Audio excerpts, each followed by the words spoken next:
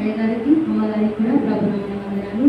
మరి మన Jesus power church నందు మనం మన జీవితంలో ఎన్నో మేళ్ళు తెలుసుకున్నాం కదా, పొందుకుంటున్నాం కదా. మరి దేవుడు అనుక్షణం మన ప్రార్థనలు వింటూ, దేవుడు మన ప్రార్థనలు ఆలకిస్తూ మన జీవితంలో ఎన్నో సమస్యలు, ఎన్నో ఇరుకులు, ఎన్నో ఇబ్బందులు గుండా మనం వెళ్ళినప్పటికైనా, అనారోగ్య సమస్యలు వెళ్ళినప్పటికైనా మన సంఘ ప్రార్థన ద్వారా, మన సంఘస్థల ప్రార్థన ద్వారా, అయ్యగారు అమ్మగారి ప్రార్థన ద్వారా మనం ఎన్నో విడుదలను పొందుకుంటున్నాం. అయితే మరి మొదటగా మీ అందరికీ ఇక్కడ కూర్చున్న వారికి హ్యాపీ మదర్స్ డే. నిజంగా ఒక అద్భుతమైన రోజు కదా. అమ్మగారికి అయితే చాలా మంది బిడ్డలు ఉన్నారు. దేవునికి స్తోత్రం. నిజంగా ఒక అమ్మ అనేది చాలా అపురూపమైన పదం. మరి దేవుడు అంత గొప్పటి ధన్యత నాకు కూడా ఇచ్చినందుకు దేవునికి వందనాలు. ఎందుకంటే అమ్మ అనే పదానికి మాటలో వర్ణింపలేవు. మరి ఈ రోజున దేవుడు మరి నా సాక్ష్యాన్ని పంచుకునేటకు మరి అయ్యగారు ఇచ్చిన సమయాన్ని బట్టి అయ్యగారికి ప్రభునామమున వందనాలు. ఎందుకంటే మన సాక్ష్యం చెప్పాలంటే ఆయన కార్యములు మన జీవితంలో అనేకం, వర్ణనాతీతం కదా. ఎన్నో మేలు, ఎన్నో అద్భుతాలు. ఏదంటే చెప్తాం మనం? ఏది చెప్పాలి? ఆయన మేలు చేసిన ఎన్నో మేలు అలా ఏది చెప్పాలి మనం అని అయ్యగారు మొన్న ఫోన్ చేసి, అమ్మ ఒక సాక్ష్యం చెప్పండి దేవుడు చేసిన మేలు అని అన్నప్పుడు, అయ్యా నేను ఒకటే బాగా, అయ్యా దేవుడు చేసిన మేలు ఎన్నో ఉన్నాయి, ఏదంటే చెప్పాలి అయ్యా, నా జీవితంలో అన్ని అద్భుతాలు, అన్నీ ఆయన చేసిన కృపని నేను ఏం చెప్పాలా అని అనుకుని ఆయనతో ఎప్పుడు నేను ఒక్కదానే ఉంటాను కదా ఇంట్లో, పిల్లలు వెళ్ళిపోయిన తర్వాత ఎప్పుడు ఆయనతో మాట్లాడుతూనే ఉంటాను. ఇల్లు ఉడిచినా, గోధుమనా, ఏ చేసినా ఆయనతో మాట్లాడి ఉండడం నాకు అలవాటు. అది దేవా ఏం చెప్పాలన్నప్పుడు ఒక దేవుడు చేసిన గొప్ప మేలు, నా జీవితంలో చేసిన గొప్ప మేలు పంచుకోవాలని దేవుడు ఒక ప్రేరేపణ తలంతో కలిగింది. అయితే మరి అయ్యగారు ఇచ్చిన అవకాశాన్ని బట్టి మరి కొద్ది సమయం మీ మధ్యలో పంచుకుంటాను. నా జీవితం నేను చిన్నప్పటి నుండే నేను 7 years అప్పుడు మా అమ్మ వాళ్ళు దేవుళ్ళు రక్షింపబడ్డారు. మరి అన్యజనాంగం, చాలా విగ్రహాలతో కూడిన ఫ్యామిలీ. మడి లేనిదే నీళ్ళు కూడా మా ఇంట్లో తాగారు. ఇప్పటికైనా పొద్దున్న లేచి ఎవరికి తాగకుండా మడి కట్టుకొని అయిన తర్వాతనే నీళ్ళు తాగే ఒక అందరం నుండి మేము వచ్చిన వాళ్ళం అన్నట్టు.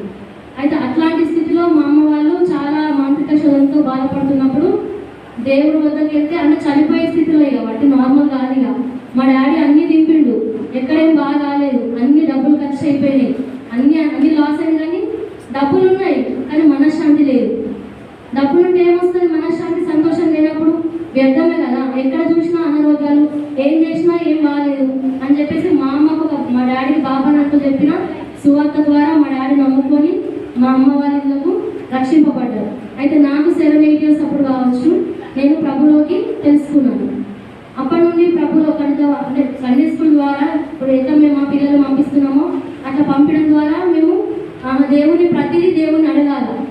అమ్మ కంటే నాన్న కంటే ముందు మనం ఎవరిని అడగాల?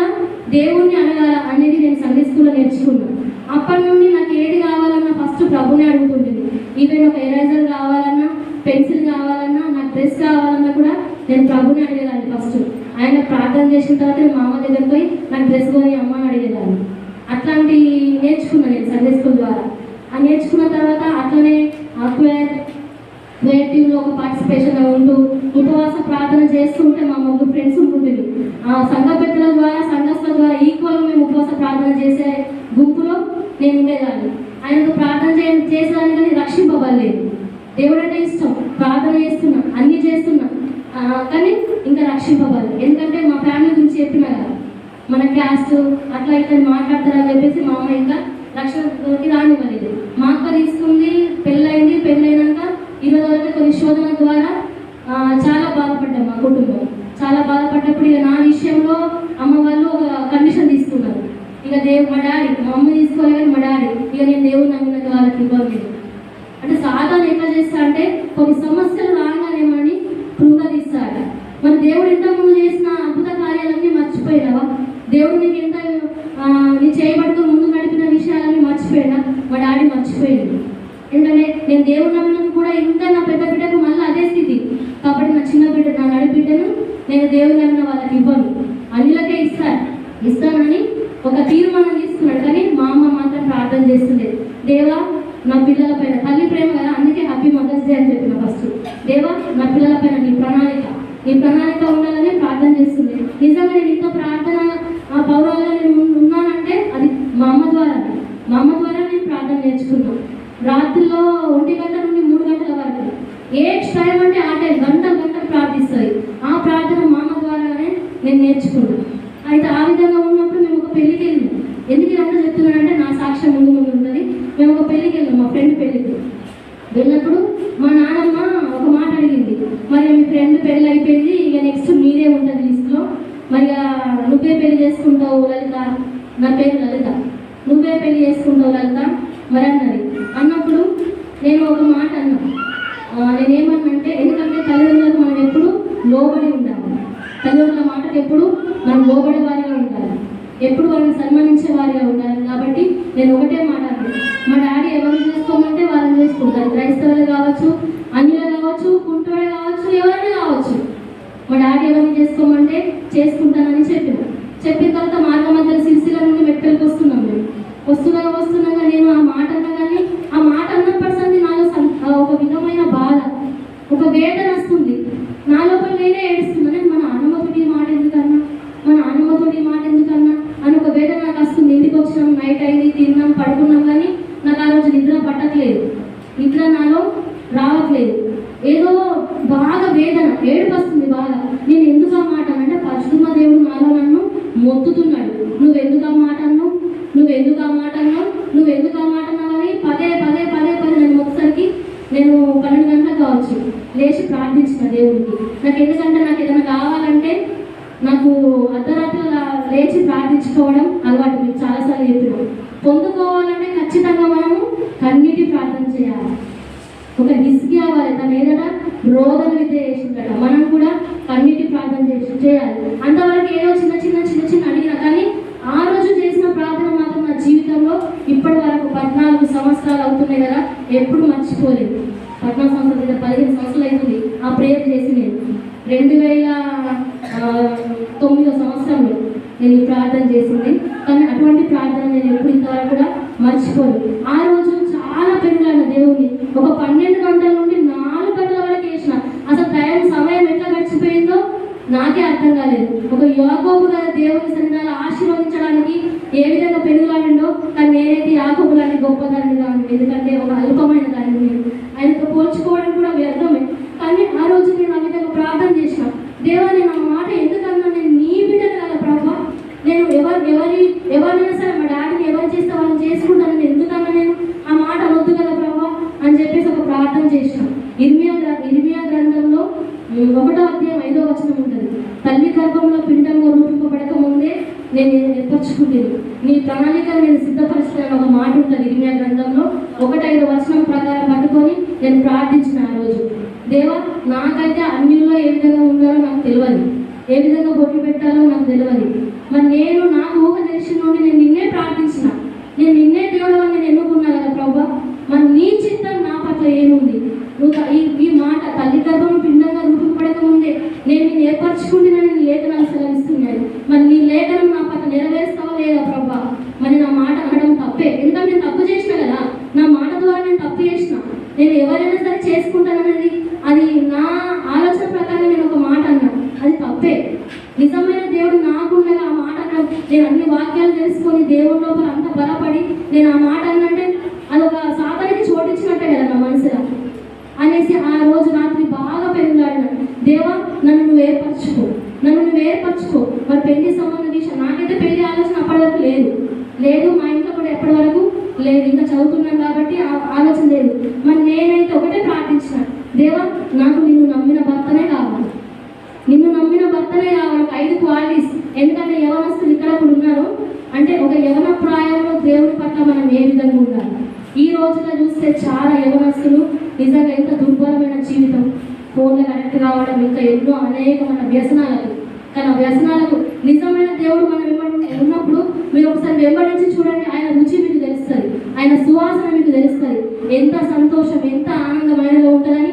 ఇహలోక భోగాలు, ఇహలోక సంతోషం, ఫ్రెండ్స్ అవన్నీ వ్యర్థం అనిపిస్తుంది ఆయన మనం వెంబడించినప్పుడు.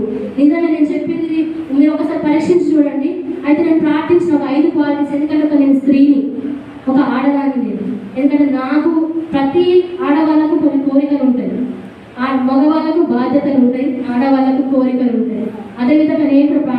దేవుడు, దేవా నాకు మంచి మంచి భర్తను అడగలేదు. నేను ఫస్ట్ మంచి భర్త కావాలి అడగలేదు. నాకు నేను నమ్మిన భర్త కావాలి, నిన్ను ఆరాధించి నేను దేవుని ఎంతగా ఆరాధిస్తున్న ప్రభా, నీలో ఇంతకంటే 10 ఇంతలు 2 ఇంతలు కాదు నేను అడిగింది, 10 ఇంతలు నేను వెంబడించే వాడు నాకు భర్తగా రావాలి. ఎందుకంటే నా స్వార్థం కూడా ఉంది. నా స్వార్థం ఏంటంటే నేను ఒక్కనే దేవుని నమ్మినాం అనుకో, నా భర్త రాలేదనుకో నన్ను చర్చికి వెళ్ళనేయాడు, కొన్ని ఆటంకపరుస్తాడు. కొన్నిసార్లు ఒప్పుకున్నా కానీ కొన్నిసార్లు ఆటంకపరచచ్చు. అదే నాకంటే ఎక్కువ దేవుల్లో ఉన్నట్లయితే నేను ప్రార్థన చేసినా నేనేమన్నాడు, ప్రార్థన ఉంటుంది, ప్రార్థన ఉందని చెప్పేసి గమ్మగా చూసి వెళ్ళిపోతారు. అంటే నా స్వార్థం ఉంది కదా ఇలా కదా. కానీ దేవుడు ప్రార్థించిన దేవుడు నాకంటే నీ సందల 10 ఇంతల ఆత్మీయత కలిగిన వాడు, 10 ఇంతల ఆశ కలిగిన వాడు, నీలో ఆశ కలిగి ప్రార్థించేవాడు కావాలా ప్రభా అని ప్రార్థించిన. ఇంకొకటి ఏంటంటే నా కులస్తులే కావాలా. ఎందుకంటే మా డాడీ వేరే వాళ్ళనైతే ఒప్పుకోడు. ఒకవేళ వేరే క్యాస్ట్ దేవుని లోపల భయభక్తులు కలిగి ఉండి 10 ఇంతల భయభక్తులు కలిగి ఉండి కూడా నా కులస్తులు రాకపోతే మా డాడీ ఒప్పుకోడు. అంటే మా డాడీ కూడా అక్కడ ఒప్పుకోవాలి. కాబట్టి నా కులస్తుడే రావాలి. రెండో విజ్ఞాపన. ఇంకొకటి ఏం కోరుకున్నా, మేము ముగ్గురం అక్క చెల్లెళ్ళం కదా, మాకు అన్నదమ్ములు లేరు. నా తల్లిదండ్రులని కొడుకులాగా చూసేవాడు కావాలి. నా తల్లిదండ్రుల్ని కొడుకులాగా చూసేవాడు కావాలి. 3వ విజ్ఞాపన.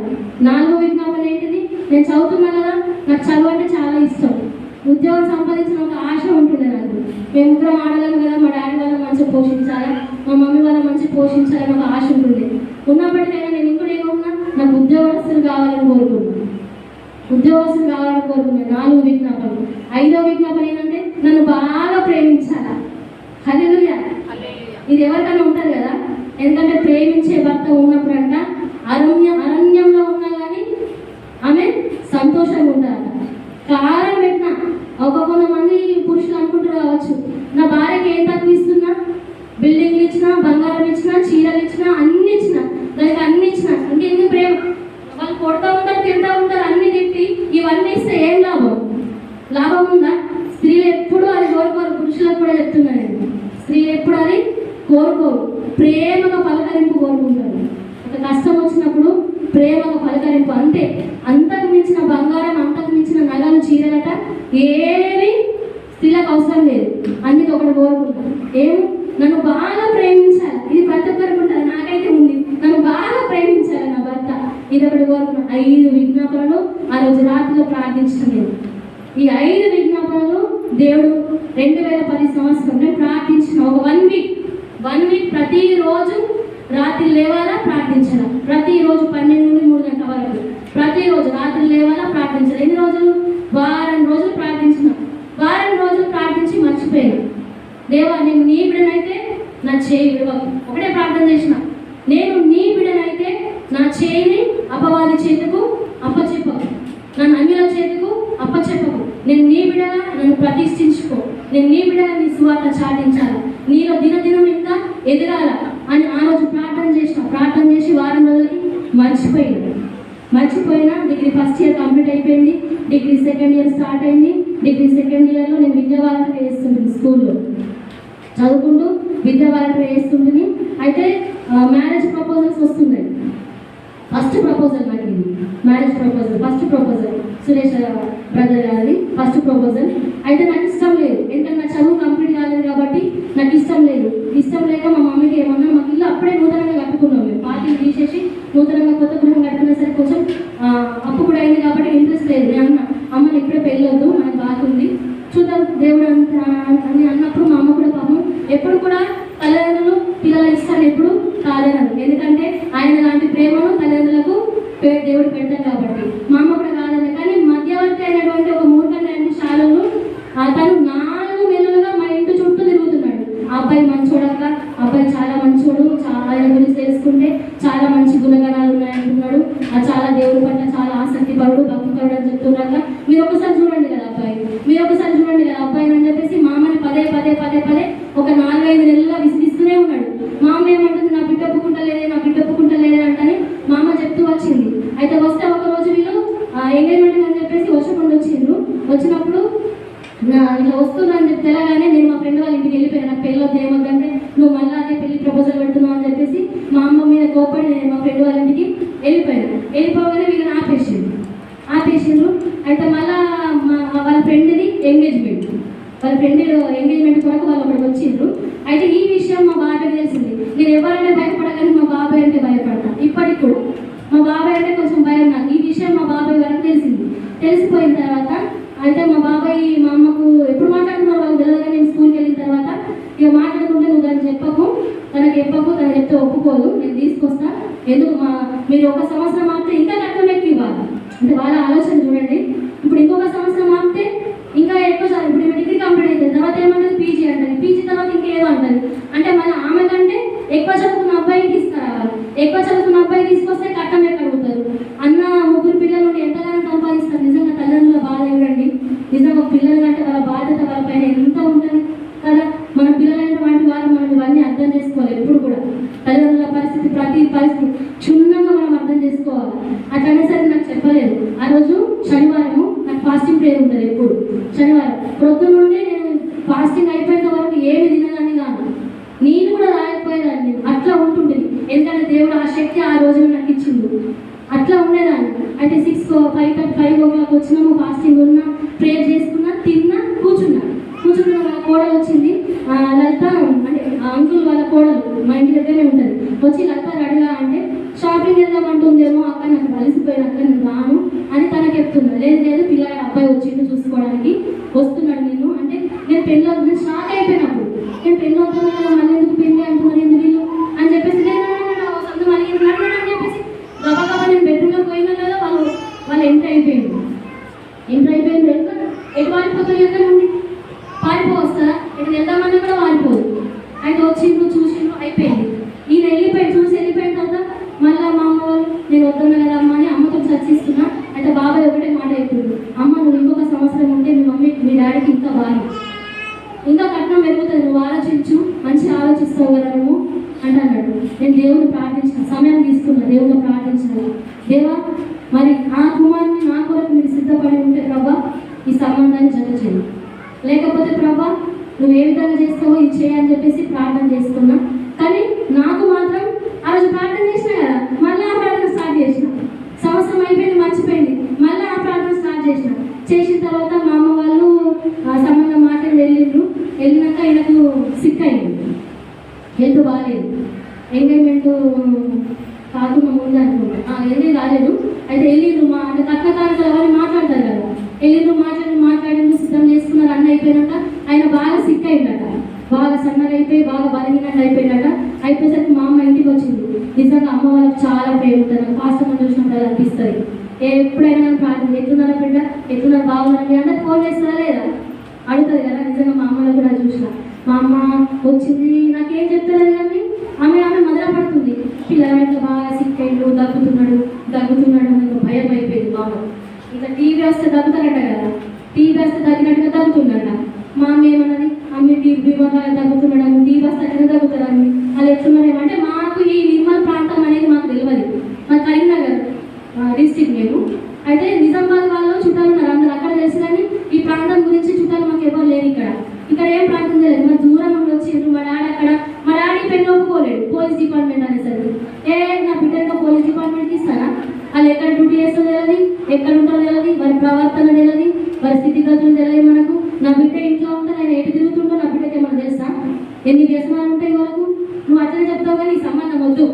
మా డాడీ ఏమంటుండు, ఈ సంబంధం వద్దు, మా డాడీకి ఇష్టం లేదు ఈ సంబంధం వద్దంటున్నా. మా అమ్మ ఏంటండి, అబ్బాయి మంచిగా ఉన్నాడు. మా అమ్మ ఇంట్లో తిరిగి మాట్లాడగానే ఆ ఊరు వాళ్ళు అబ్బాయి గురించి మంచి లక్షణాలు ఉన్నాయని చెప్పారంట.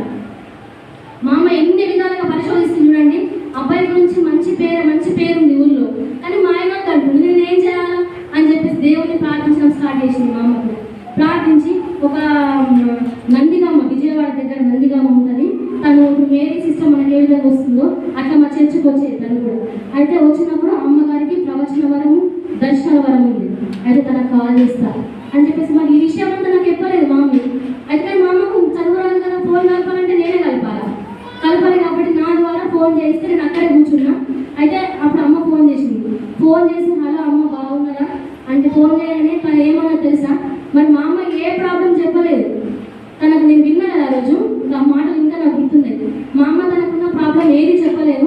బాగున్నారమ్మ అడిగింది, బాగున్నామమ్మ, నీ బిడ్డలు బాగున్నారా, నువ్వు ఏమైతే మనసులో అనుకో నాకు ఫోన్ చేసి చేసినావో ఈ సంబంధం మంచిదే అమ్మా. ఆ కుమారుణ్ణి దేవుడు చేయబట్టుకొని నడిపించిండు. యుద్ధము యెహోవాది.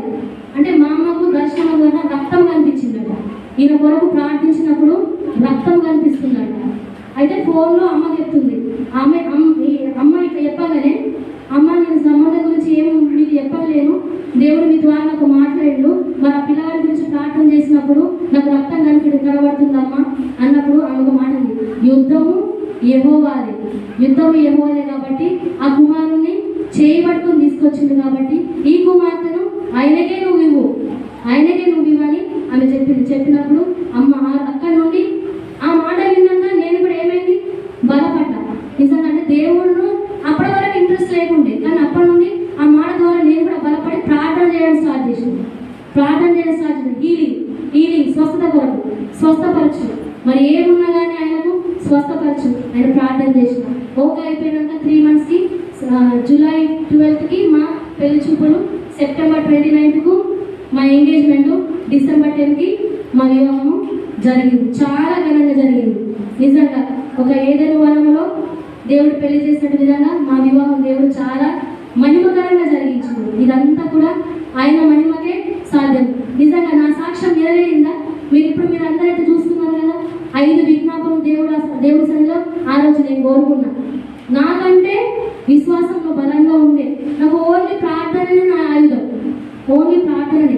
వాక్యం వినేదాన్ని, ధ్యానించేదాన్ని, కానీ వాక్యం ఏ విధంగా చదవాలా, దాన్ని ఏ విధంగా ధ్యానించాలా, దేవుడు ఒక మాట అన్నా అంటే ఆ మాటని ఏది, దానికి అర్థం ఏంది, దాన్ని ఏ విధంగా మనం ధ్యానించాలా అనేది నేను నేర్చుకుంది మాత్రం బ్రదర్ ద్వారానే.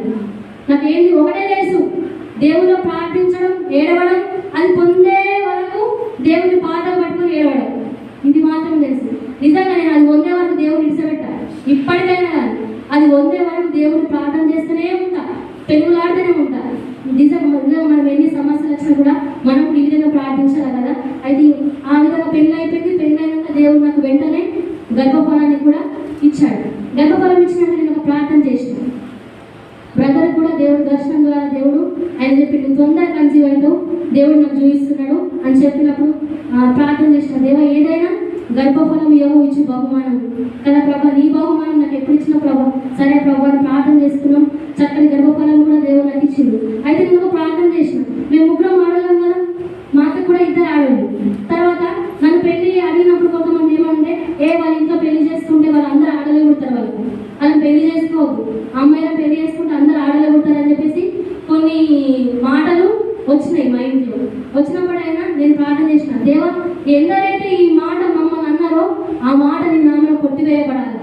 ఎందరైతే మమ్మల్ని ఇట్లా మాట్లాడిన తండ్రి, వాళ్ళ ఎదుట మమ్మల్ని తలగా దీవించు ప్రభా అని ప్రార్థన చేసిన. నాకు కుమారుడు కావాలని ప్రార్థన చేసిన. దేవుడు నాకు మొదటి ప్రతిఫలము ప్రభా, బహుమానం నువ్వు కుమారుడే దయచేయి. ఆ కుమారుడు నీ సాక్షిగా బ్రతకాలి, నీ సేవ చేసేవాడిగా బ్రతకాలి ప్రభా, నువ్వే నీ చిత్త ప్రకారంగా నాకు కుమారుడు దయచేయి. కుమారుడు దయచేయి రోజు ప్రార్థన చేస్తున్నా. ఆయన మోగిన 11 నుండి 3 గంటల వరకు నాకు అదే ప్రార్థన, మధ్యాహ్నం అదే ప్రార్థన. నాకు కుమారుడు కావాలి ప్రార్థన చేసినప్పుడు దేవుడు నాకు 6 monthsలో ఒక కళ చూపించింది. 6 monthsలో ఒక కళ చూపించింది. నాకు బాగా కొట్టిండట. మా అమ్మ వాళ్ళ ఇంట్లో ఉండే కిచెన్లో కొన్ని సెల్ఫ్లు ఉంటాయి. నా కుమారుని ఇప్పుడు బాబుని చూడతాం కదా, అట్లా చుట్టేసి అందులో పడుకోబెట్టినమాట. పడుకోబెట్టే మా ఇంట్లో పాస్టర్ గారు, అమ్మగారు అందరూ వచ్చి, సంఘ పెద్దలు అందరూ వస్తున్నట. ఆ కుమారుని అందులో తీస్తున్నాడట, చూపిస్తున్నాడట. మళ్ళీ వాళ్ళ తీసుకుపోయి అందులో పడుకోబెడుతున్నాడట. అట్లా చూపించాడు. పొద్దున మెలుగుపోయింది. లేచిన తర్వాత బ్రదర్కి నేను ఎట్లా సంతోషించానే, నాకు బాబు కొట్టిండు. వాళ్ళందరికీ ఏం చూపిస్తున్నా, నాకు బాబు కొట్టిండు అని చూపిస్తున్నాడట వాళ్ళకు. అయితే బ్రదర్ లేచి నాకు బాబు కొట్టిండని దేవుడు చూపించిండు కదా ద్వారా నాకు ఖచ్చితంగా బాబే ఇస్తాడు. సంతోషం ఆ రోజు నుండి, దేవా నా బాబు మంచిగా పెంచు. అట్లా డెలివరీ అయిపోయింది కదా. నాకు మంచి చక్కటి బహుమానం, ఎటువంటి గ్లాసులు వెళ్ళలేడు, ఎక్కడ వెళ్ళలేడు, చక్కటి బహుమానం దేవుడు ఇచ్చిండు. దేవునికి అందుకు స్తోత్రం. డెలివరీ అయిన తర్వాత 15 రోజులకి నా బాబుకి బొట్టు ఊడిపోలేదు, ఇంకా పచ్చి ఉండి మొత్తం 15 రోజులకి ముఖమన్నీ చీముకురుపులు అయినాయి. అయితే మా అమ్మ నా కొడుకు అన్ని చీముకురుపులు అయినాయి. అమ్మ ఇట్లేంటంటే నీ కొడుకు నువ్వు చూసుకుంటూ ఉంటావు అమ్మ, నువ్వు ఏం కాదు అదే పోతే కాదు కురుపులు అవి అని మా అమ్మ అంటుంది. లేదమ్మా ఒకసారి చూద్దామమ్మ అంటే ఎన్నో కొడుతుందమ్మ నా కొడుకు అంటే పోయి పోయి చూపిస్తే మా అమ్మ నిద్ర చూపించినప్పుడు డాక్టర్ చూసి ఏం కాదమ్మా పర్వాలేదు హీట్ కూడా అయితే అని అన్నాడు. తర్వాత డ్రెస్ లేపడి చూసాక బొట్టు ఊడిపోలేదు, పచ్చి ఉంది. బొట్టు ఎందుకు ఊడిపోలేదమ్మా, ఎన్ని రోజులు అవుతుందంటే 15 రోజులు అవుతుంది, మరి సిజేరియన్ అంటే నిర్మల జరిగిందని చెప్పారు. అయితే బ్లడ్ టెస్ట్ రాసింది. బ్లడ్ టెస్ట్ రాస్తే బాబుకి బ్లడ్ ఇన్ఫెక్షన్ వచ్చింది. బాబుకి బ్లడ్ ఇన్ఫెక్షన్ అమ్మ చాలా ఇన్ఫెక్షన్ చాలా ఎక్కువ ఉంది, బాబుని గ్లాసులో వేయాలని చెప్పేసి డాక్టర్ చెప్పాడు. ఇంకొకటి ఏంటంటే ఇక ఫ్రెండ్ స్టేఫెన్ అని ఆ అన్న కూడా నాకు 8 months ప్రెగ్నెంట్ ఉన్నప్పుడు వచ్చి సురేష్ నాకు దేవుడు ఒక దర్శనం చూపించిండు. సిస్టర్ ఒక ప్రార్థన చేసినప్పుడు తన పాపకు ఏదో బొట్టు దగ్గర ప్రాబ్లం ఉందని దేవుడు చూపిస్తున్నాడు నాకు అని చెప్పేసి అన్న చెప్పిండు.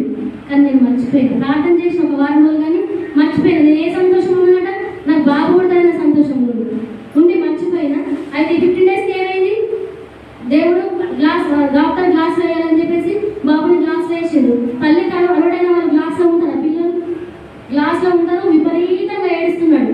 పాలు లేక పాలిపోకద్దు అంటున్నారు, 24 hours పాలిపోకద్దు అన్నాడు. పాలిపోకద్దు అంటున్నాడు, గ్లాస్లో వేసినాము, వాడేమో బాగా ఏడుస్తున్నాడు. ఆ ఏడుపుకు పెద్దలన్నీ ఆరిపోతున్నాయి, ఇట్లా కలర్ చేంజ్ అవుతుంది ఆ ఏడుపుకు. ఇక నేను ఆ బాధ చెప్పలేదు. ఇప్పుడు కీర్తన వేసింది కదా, నిజంగా తల్లి పేరు చాలా ఉంటుంది. అంటే మనం అంతా ఆ 19 years 20 yearsలో మన బ్రెయిన్ అంతా మెచ్యూర్డ్ కాదు. నాకు 20 yearsలో నా బాబుని ఇచ్చిన దేవుడు నాకు అంత మెచ్యూర్డ్ కాలే, కానీ చాలా ఏడ్చినప్పుడు నాకు దేవుడు ఆ కళ గుర్తు చేసింది. 6 నెలలప్పుడు కళ పడ్డది కదా, అక్కడ పడుకోబెడుతున్నా, తీసుకుపోయి మళ్ళీ అలా చూపిస్తున్నా, మళ్ళీ తీసుకుపోయి అక్కడ పెడుతున్నా. ఆ కళని దేవుడు గుర్తు చేసిండు. అప్పుడు ఇంకా ఏడ్చిన, దేవా నా కళ ద్వారా ముందే బయలుపరిచిండు. అంటే గ్లాస్, అదొక గ్లాస్. ఆ సెల్ఫ్ అంటే ఏంది, ఒక గ్లాస్ వాళ్ళకి చూపిస్తున్నా. అంటే సిస్టర్స్ ఏం చేస్తారు, నాకు నెత్తిస్తారు, పాలు తాగిపిస్తారు, తీసుకెళ్ళి మళ్ళీ అక్కడ పడుకోబెడుతున్నారు. నేను కళ ఏం చేస్తున్నా, తీసుకెళ్తున్నా, తీసుకుపోయి అక్కడ పడుకోబెడుతున్నారు. అంటే దేవుడు మనకు జరగబోయేది ఏదైనా సరే దేవుడు ముందుగానే బయలుపరుస్తాడు. మనం ప్రార్థన చేసినప్పుడు మనకు వచ్చే ప్రతి ఇక్కట్లు, ప్రతి సమస్యలు ముందుగానే మనకు బయలుపరుస్తాడు. దేవుని మళ్ళీ ఆ కళని ఎత్తిపట్టి, ప్రభా నన్ను క్షమించు, నేను బాబు పుడతాననే సంతోషంలో నేను మర్చిపోయినా కానీ ప్రభా వచ్చే అపాయం నుండి నేను తెలుసుకోలేకపోయినా ప్రభా అని మళ్ళీ ఎప్పుడైతే దేవుని సంఘం మన గోజాడినో వితిన్ 3-4 daysలో నా కొడుకు బాగాయిండు, స్వస్థపరచబడ్డాడు, నా చేతికు మంచిపోయింది. తర్వాత 7 monthsకి నిజంగా దేవుడి గొప్ప సాక్ష్యం ఇదైతే. 7 months సంజయ్ 7 monthsకి సెర్లకు తినిపించినాక బాగానే ఉన్నాడు. ఆడుకుంటూనే ఫిట్స్ అటాక్ అయింది. జ్వరం లేదు, ఏమి లేదు, బాగున్నాడు. మోషన్స్ అవుతున్నాయని కొన్ని ఇంజెక్షన్ నడుస్తుంది బాబుకి.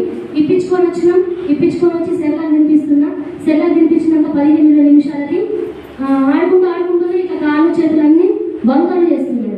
నాకేం అర్థమైతలేదు, మా అమ్మకి అర్థమైతలేదు, ఈయనకు అర్థమైతలేదు. ఇమీడియట్గా వెంటనే హాస్పిటల్ తీసుకెళ్ళి చూపిస్తే ఆ బాబు వైట్గా ఉంటుండే, మా పెద్ద బాబు వైట్గా ఉంటుండే, కానీ ఇప్పుడు కలర్ చేంజ్ అయింది. ఆ కలర్ అప్పుడు వచ్చిన ఫిట్స్ ద్వారా ఇప్పుడు బ్లాక్ ఉన్నాడు. చూసారు కదా కలర్, ఆ కలర్ ఫిట్స్ వచ్చినాయి. డాక్టర్ చూసి ఈయన ఫిట్స్ వస్తున్నాయి అమ్మ, జ్వరం వచ్చిందని ఇందాకనే కదా సార్ ఇంజక్షన్ ఇప్పించుకొని వెళ్ళిపోయినాము, మరి తినిపించి వచ్చినాయని చెప్తే మరి వెంటనే కాన్సలేషన్ ఇంజక్షన్స్ ఇచ్చిండు, నడుస్తుండు, కొంచెం ఏడుస్తుండు. వెంటనే నా భర్త ఏం చేసిండు, అట్లా ఉండి కళ్ళు మొత్తం ఇట్లా పైకి చేసి ఈ నల్లగుడ్లు పైకి వెళ్ళిపోయి తెల్లగుడ్లు కిందికి వచ్చేసి ఇట్లా చేస్తున్నాడు. వెంటనే నేను ఏడుస్తున్నా కానీ నన్ను ఏం వస్తలేదు. మా ఆయన వెంటనే చేతిలో పడుకొని వెంటనే ప్రార్థన చేసిండు, దేవా ఈ కుమార్ని స్వస్థపరచు, ఏ అపవాదం కాకుండా స్వస్థపరచాలని ప్రార్థన చేస్తున్నా కానీ నాకు ఏం అర్థమైతలేదు.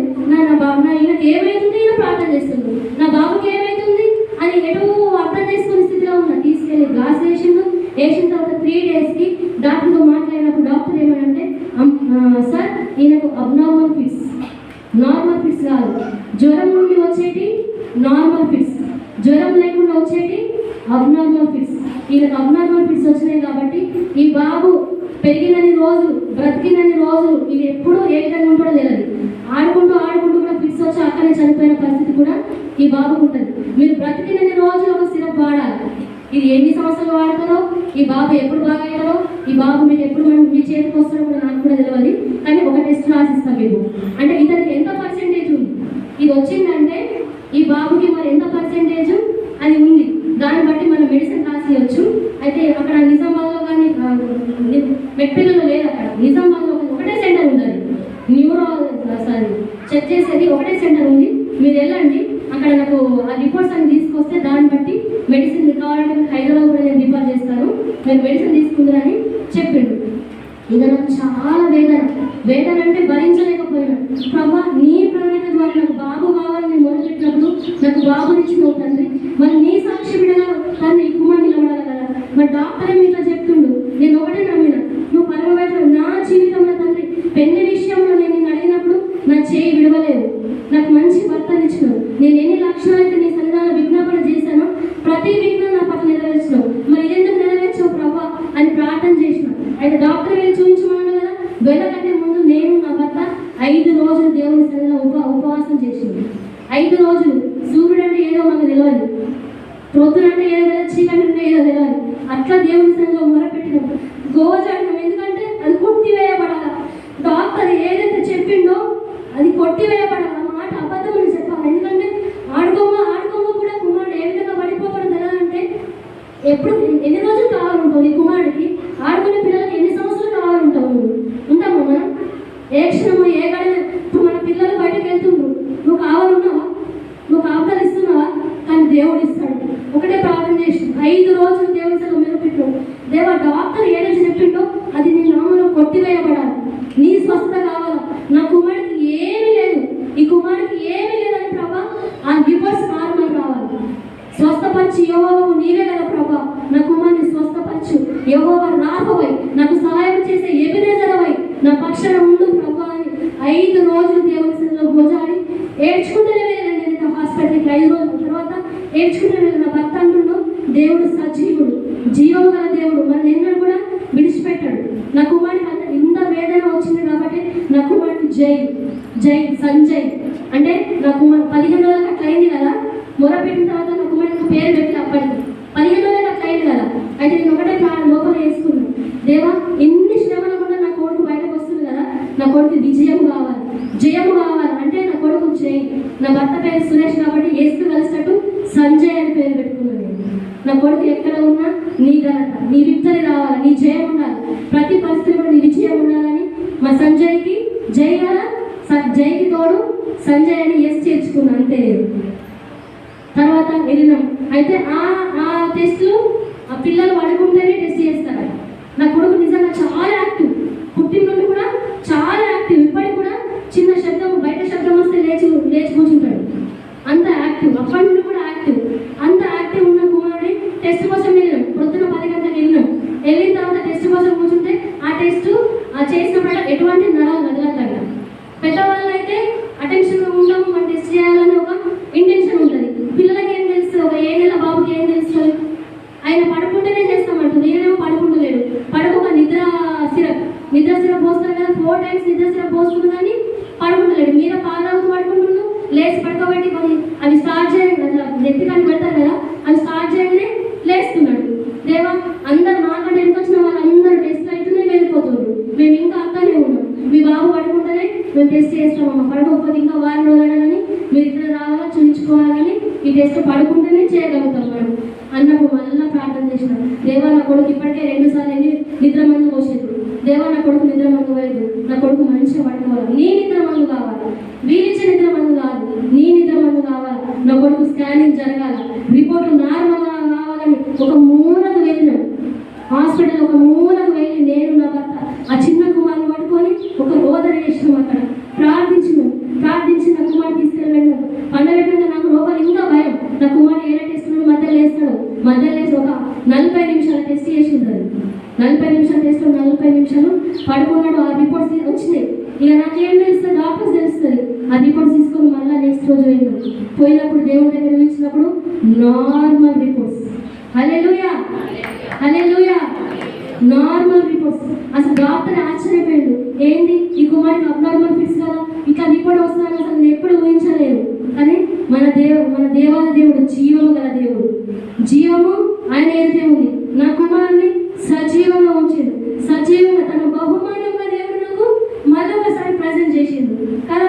నిజంగా నా జీవితంలో ఎంత గొప్ప సాక్ష్యం ఇది, మర్చిపోలేను. ఆయన చేసిన అద్భుతములు మర్చిపోలేను. అందుకే నేను పదే చెప్తా, మనం ప్రార్థించాలి, అనేక కొరకు ప్రార్థించాలి. నీ కుటుంబం మనం ఒక్కరే వస్తే సరిపోదు, మన కుటుంబంలో మనం ఒక్కరే సరిపోదు. మన భర్త రావాలా, మన పిల్లలు రావాలా, మన కుటుంబం రావాలా, ఆయన రక్షింపబడాలా. ఒక యెహోషువ ఒక వాక్యం ఉంటుంది, నేను నా ఇంటి వారిని యెహోవాను సేవించడం. ఈ మాట మాత్రం ప్రార్థించండి.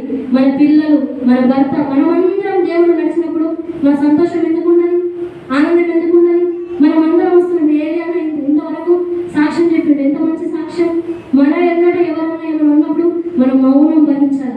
మౌనం వహించాలి. ఏం చేయాలి? వాళ్ళ గురించి ప్రార్థన చేయాలి, వాళ్ళ మనసు మార్చాలని ప్రార్థన చేయాలి. ప్రార్థన చేసినప్పుడు మనకంటే ముందు ఎవరెళ్తారట? దేవుడు. యుద్ధము యెహోవాదే, యుద్ధ శూరుడు యెహోవాదే. దావీదు యుద్ధంలో ఏ విధంగా విజయం ఇచ్చిందో మన పరిస్థితుల్లో కూడా దేవుడు విజయం ఇస్తాడు. ఆ విజయాన్ని మనం పొందుకుంటాం. అందుకే ఈ రోజులో కూడా ఎంత విపత్తు, ఎంత ఘోరమైన పరిస్థితులు మనం ఉన్నాం. కాబట్టి మనం కూడా రాజుల కొరకు, ప్రధానుల కొరకు, అధిపతుల కొరకు ప్రార్థించాలి.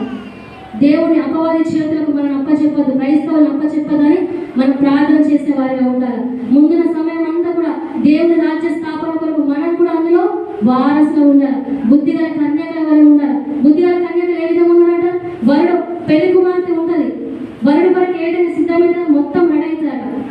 అంటే మన బాహ్య అలంకరణ కాదు, మన శరీరాలంకరణ కాదు, అంతరంగ అలంకరణతోటి మనం దేవుణ్ణి ఎదుర్కోవాలి. సిద్ధపడి ఉండాలి రాకడ కొరకు. ఏబీసీలో వాళ్ళ చురుకైన వారిగా ఉన్నారట. ఏబీసీలో ఏ విధంగా ఉన్నారు? శిల గురించి మన శిల గురించి చాలాసార్లు మాట్లాడుకుంటాం. ఏ విధంగా ఉన్నారు? మందసను రాకుండా ముందరట తన పిల్లలు కానీ కడుక్కొని సిద్ధం చేసుకొని పడుకోబెట్టుకుంటారట. మందసను రాకుండా ముందే. మరి మనం అట్లున్నామా? సోమరితనం. పొద్దున లేచి ప్రార్థన చేయమంటే సోమరితనం. అందుకే ఆ సోమరితనం మనకుందా? విడిచిపెట్టి మనం ప్రార్థన చేయాలి. అది మన వల్ల సాధ్యం కాదు. మన లోపల ఏమున్నా కానీ ఇంకా అంటే మన వల్ల ఒక సిస్టర్ ఉంటుంది, మేరీ అంకల్ అని మేము స్టార్ట్ అవుతాం. చాలా 60 years 59 years ఉంటాయి. 59-60 years. ఆమె ఏమంటుంది సార్, నాకు ప్రొద్దున లేద్దామంటే నాకు చేతనైతే లేదు, లేవాలని బాగా ఆశ ఉంది కానీ నాకు లేవస్తలేదు, నాకు కొంచెం ప్రార్థన చేయంటారు. అంటే ఆ ఆసక్తి మనలో కూడా ఉండాలి. దేవా నాకు ఈ సోమరితనం తీసుకుని ప్రొద్దున లేచి నేను ప్రార్థించాలా, నా కుటుంబం కొరకు, నా భర్త కొరకు నేను ప్రార్థించాలా. నా భర్త తాగుతుండమ్మా ప్రార్థన చేయి అయ్యగారు నాకు చెప్తాం. ప్రార్థన అంటే అయ్యగారు పాపం అయ్యగారు అమ్మగారు అహర్నిశలు ప్రార్థిస్తారు. మన కుటుంబం కొరకు, మన పిల్లల కొరకు ప్రార్థిస్తారు. వాళ్ళే చేస్తారా? ఇక నువ్వు చేయవా? ఇక వాళ్ళకి చెప్పేసిన ఫోన్ చేసి చెప్పేసి వాళ్ళే చేస్తారు. వాళ్ళే చేస్తారా? నేను ఎంతసేపు ఉంటాం? నీ వ్యక్తిగత ప్రార్థన వద్దా? నీ వ్యక్తిగత ప్రశ్న వద్దా? నీ వ్యక్తిగత మాట వద్దా? నీ మాటలు ఏమి ఉంటున్నాయి? నీ ప్రవర్తన ఏమి ఉంటుంది? నువ్వు గుడిలో ఏ విధంగా ఉంటున్నావు? గుడి తర్వాత ఏ విధంగా ఉంటున్నావు? ఫస్ట్ మనం పరీక్షించుకోవాలి. ఎప్పుడు మన మాటలు కూడా పరీక్షించాలి, మన పరిస్థితులు కూడా మనం పరీక్షించుకోవాలి. అనుక్షణం పరీక్షించుకొని మనం ప్రార్థన చేసే వారి ఉండాలి. దేవుని అద్భుతాలు చెప్పాలంటే జీవితంలో ఎన్నో ఎన్నో ఎన్నో ఇంకా ఎన్నో ఉన్నాయి. నా జీవితంలో కొన్ని సంఘటనలు ఇవి. దేవుడు చేసిన మేలను మీ ముందు పంచుకున్నకు మరి ఈ అవకాశం ఇచ్చిన అయ్యగారికి, అమ్మగారికి, మరి సంఘానికి కూడా ప్రభునామమున వందనాలు. దేవునికి కూడా వందనాలు. Thank you.